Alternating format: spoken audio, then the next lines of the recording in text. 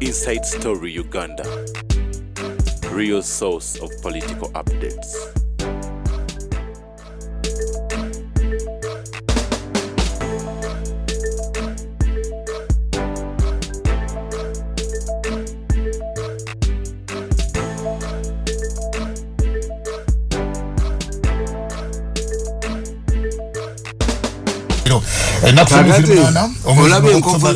Mukole ekintu nene kibalitira obuzibu. One, Buganda became isolated. Ndi nabaganda singa osoma amanya g'Abaganda makumi aga ndi mugenda bayina olukiiko libagenda okutuulamu yisegulawo fayiro abamama ng'abala kikumi tebabafaako. Why? Omuntu yali agezezaako okwetuga buli wakwata omuguwa bamugoberera. Nti Buganda yatuleetera suspicion, mistrust with other people. Two, okutwala Makerere University, okutwala ebibuga yesika gye muyina. At one time it was suggested the Kampala of Uganda. The Kampala efugibwa buterevu president kyavaawo tekibuga kyaffe. Sente za developing Buganda magezi yaija mulegiko naga sente za developing Buganda Kampala zava mbitundu bya Uganda byonna. Nobody Buganda cannot take it. And Entebbe International Airport mwishavu ekya Kampala tali muki kakati nga bwetuleti bana babaka parliament kakati basegerinya balemeddeyo. Why?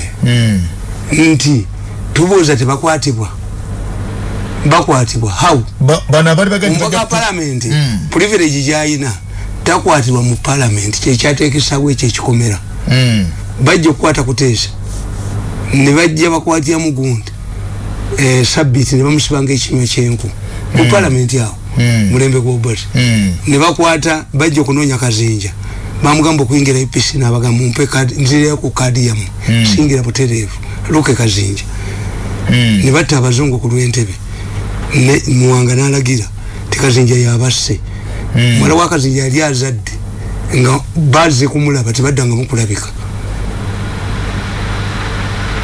Kakati abaka ba DP ne baga nti define parliament munatukwatiranga wa obote kwe kuzimba ekikomera ekyo to define parliament.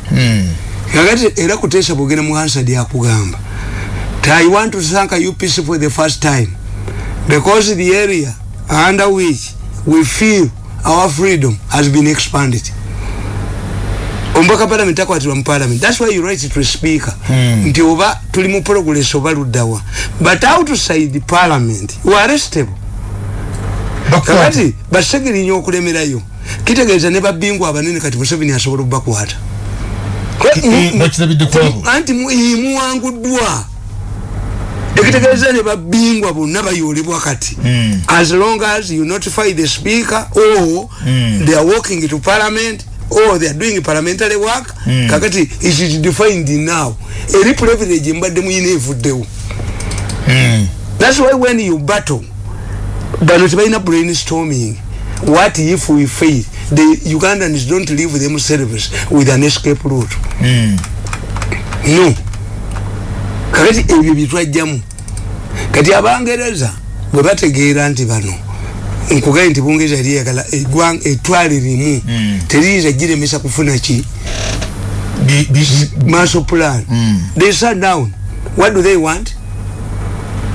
Era babawa High Court ya Buganda naye nga Chief Justice wa Uganda bwajjemenga afuuka Chief Justice wa Buganda Onyidolo bwabala mulemengo olwalamula ku lwa Kabaka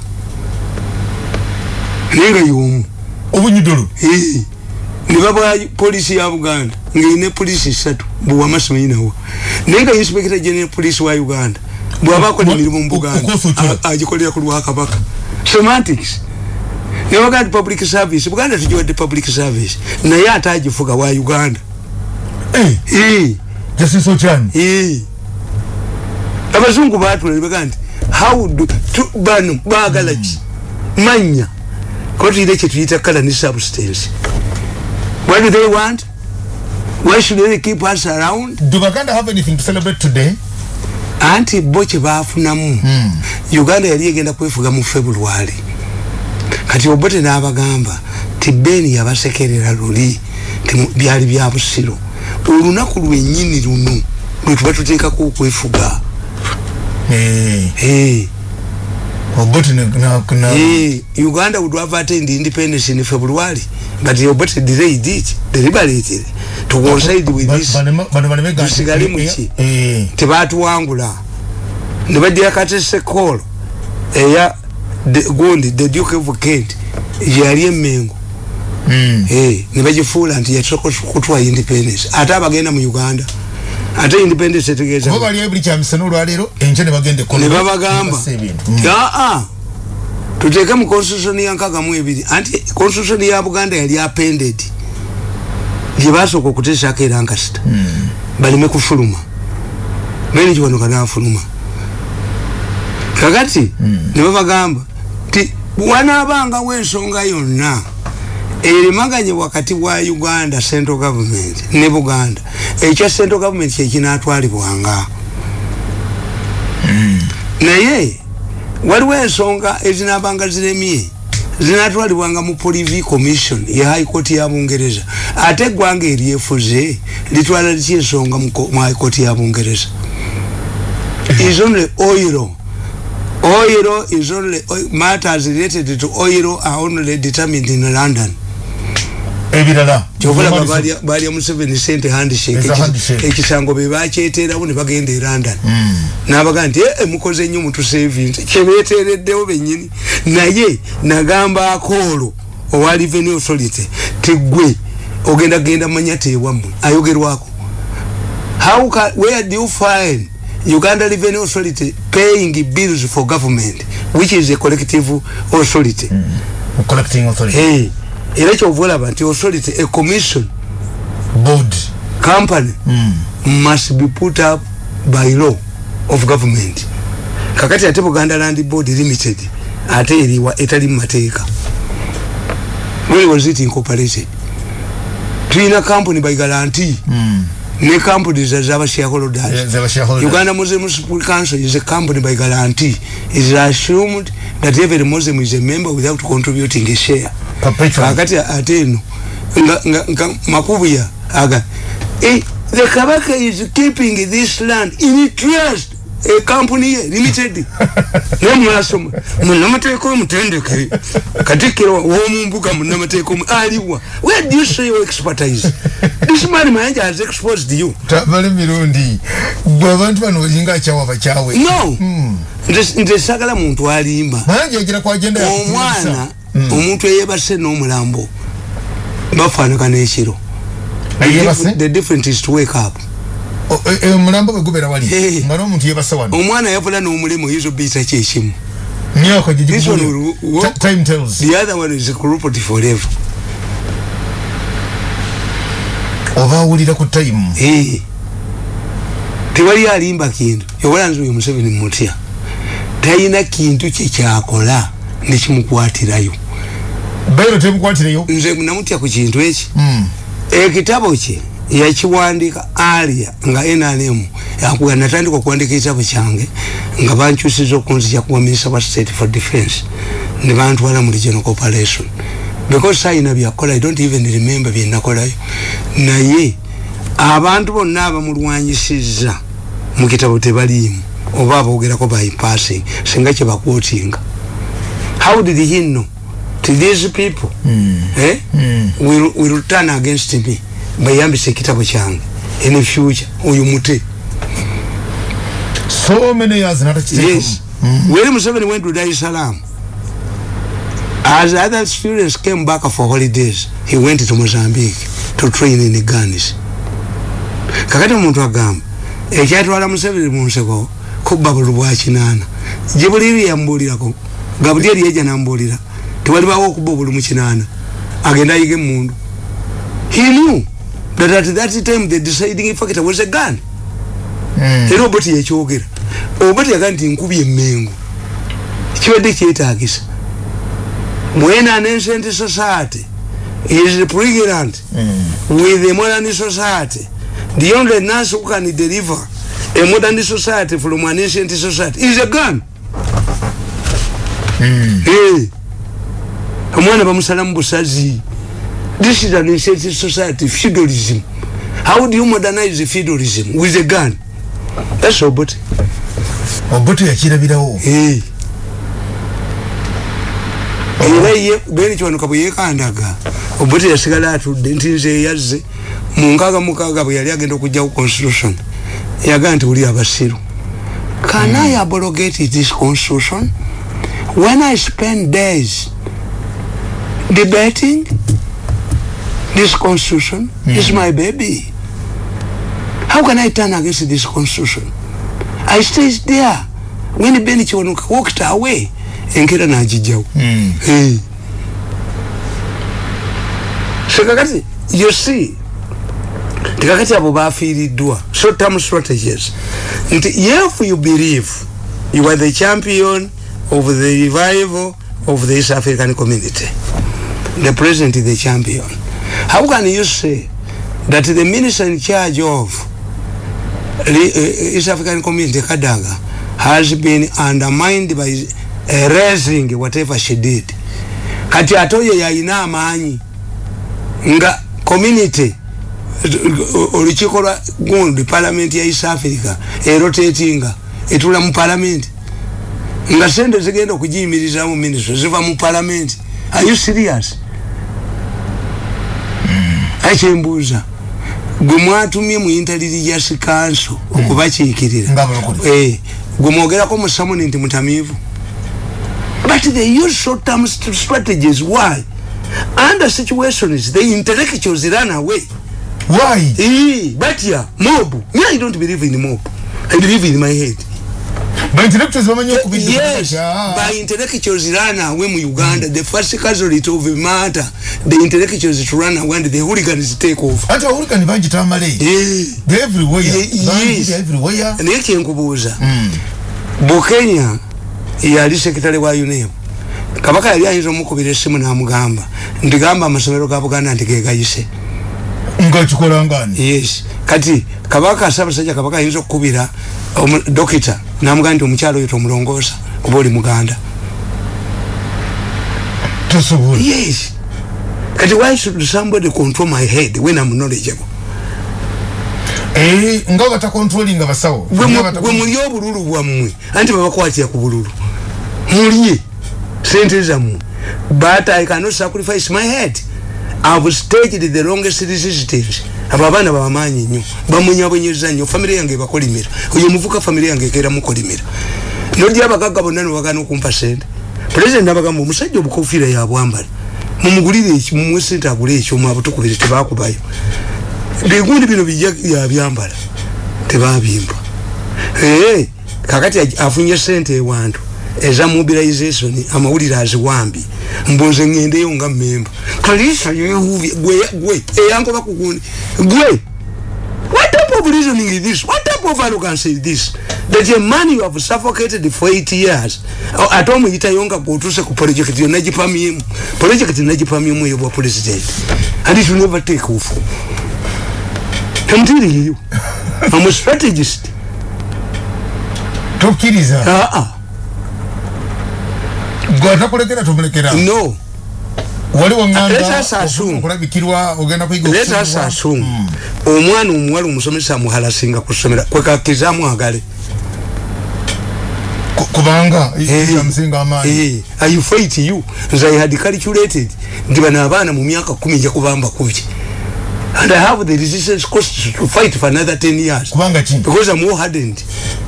Anti kakatize ndi exonerated. President yategedde tibanku balwa ku protecting organic case. Do you believe Museveni condones killing people and exploiting their organs? No, I can't believe it. Why did he give the case? Why did he give them his lawyer? Karugire. To gather information from them, you cannot tell lies to your lawyer. Nola benganga, nola bimputa, nola benganga, nola bimputa. Can you tell lies? President Yakolanga technical strategy. Take it. And Museveni cannot be blackmailed. era nze nabagambe nti ye oyo mwana Bobi Wine mwe bamukubatia gasi bamukubanyole bagala omutire Kayunga. I warned him yatia not the way natola as a result plan B is to stop security te innocent bakandiko bita kulise wali innocent. That's why the country is peaceful. Tofa misala abali ku operation security operations teziriwo. He denied them the opportunity to get money when he's not Minister of Finance. Kati besi ya babuse ekitegereza besi ya kolera banu aba security saba Bobi Wine bwa fine bekala kasa babera mudiru kakati ye atebesi yakoze ensobi ye buli wabera leader alingo obote yagamba to be a servant in heaven I be a king umuliro yebesije okuwereza muguru kankulira mu you believe enti Bobi Wine asobola kujoininga besije ngoleda atuddewo ye besije abanja ki komukalute yalimu struggle abanja ki struggle until you know Bessie has been exposed as an agent of security organization that are starving now because this man has denied them the source of money. Tokizana Bessie byakola anti kubolide ti Bobi Wine ye yakola plan B to deny security organizations money. Tia gasa kukudde abakuba tia gasa bakyalya sente yabakuba plan B bakandiko bali bati ina yiso teyina tebayina sente zizamuvulujuliro. That's why the economy teriyo temuli sente kati besi bamuguza abasecurity akomewa abakuke. So what Museveni is going to do is to lock him inside kubanga besije nakugamba if a mad man invades a market wielding a panga on a market day, whom do you blame? Forcing people into stampede, stepping on each other. What should you do? Madman market master. Do you blame whom do you blame? Before the madman entered the market, peace prevailed. Kakati peace is prevailing. Let the madman enter market. Abantu banonya sente zakuza bana babwe musomero baja babesije no mugongo bakukutu.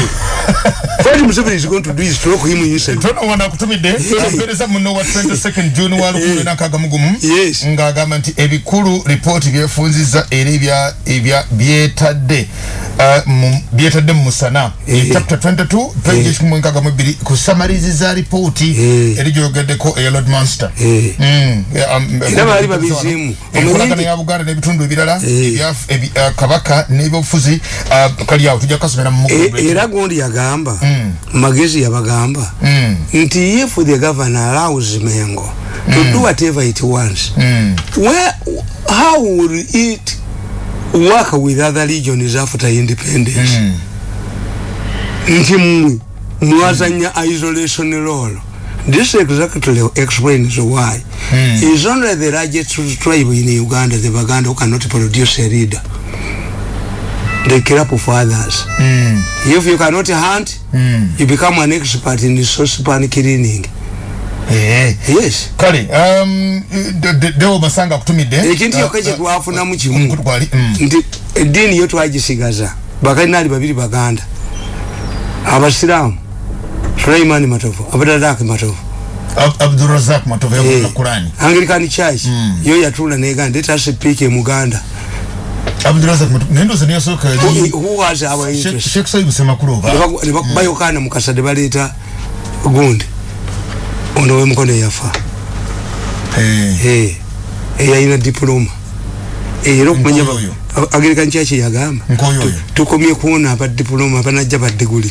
So whenever they meet Nkoyo era olupapula lwanga balwaga nti ono makanika avuddewa Nkoyo yo makanika nga bagala Uganda mukasa.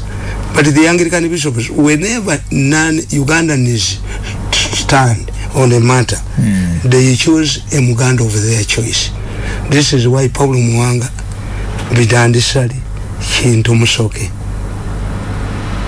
abo bebayitamu a Muganda of their choice. Museveni yalesa Abaganda mu government ne mubawa nupo ne bajjamu Seringa likobo Danieli ali mu manenya kangobozi can you blame Museveni nga tawadde Amelia kyambadde kifo nga muleso no muyimbi atalina kyagenda bakolera kyambadde yeetulira alonda bya nyanja bye to punish you ate bakeerayo mama wange kikoti wange ne kwatire mwalonda mubere n'ebizibu byammwe emyaka gyammwe emirala ne kibule naye nagenda keweeyo nangamba nti bazeko nanga nti sawa tusanyiwe nanga nti